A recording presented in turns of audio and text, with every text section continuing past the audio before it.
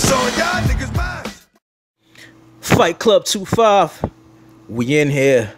Chris Eubank Jr. is set to defend his British middleweight title against Tommy Langford. For those of you who don't know, Tommy Langford, he holds the Commonwealth and WBO Intercontinental titles. He is ranked number 2 by the WBO. I really don't know what he's done to be ranked number 2. He's ranked number 2 over David Lemieux, Chris Eubanks himself, and Andy Lee. The WBO is a highly questionable sanctioning body. If you remember a while ago, the WBO, this was the same sanctioning body that moved a dead man up in their rankings. They didn't realize that the boxer, I can't remember his name, had died, and they still was moving the guy up in rankings. Cannot make that up. You know, Tommy Langford, he's ranked number 2. It is what it is. I take nothing away from him, though. I'm not knocking him. Tommy Langford, what I know of him, he's had some good amateur wins, but he hasn't faced any elite level opposition since turning pro.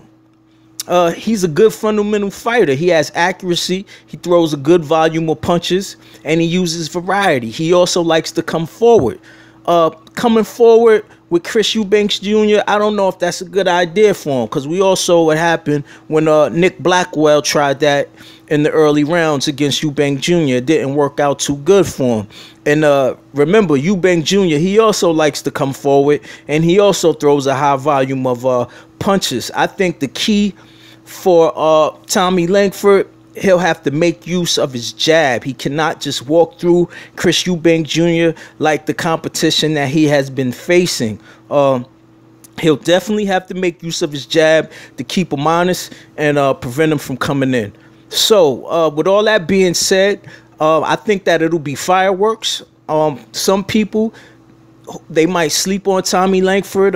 They might feel this isn't a good fight, but believe it or not, it's not a bad fight, man. It's really not a bad fight. I look forward to seeing it. I want to see how Tommy Langford stands up to the power and the athleticism of Chris Eubank Jr.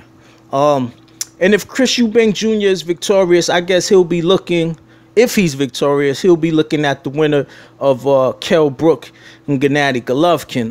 But in my opinion, what Chris Eubank Jr. needs to do, he wants to be a elite level fighter. He wants to be seen as a superstar. I think that one of the first things Chris Eubank Jr. needs to do is have a rematch with Billy Joe Saunders, avenge that loss. And, you know, he's constantly improving. The kid is constantly improving. He stays in shape, man. It's definitely a future there for him if he plays it smart. Anyway, man, wanted to give you that update. Chris Eubank Jr. versus Tommy Langford. The date has not been set. Fight Club 25. Subscribe.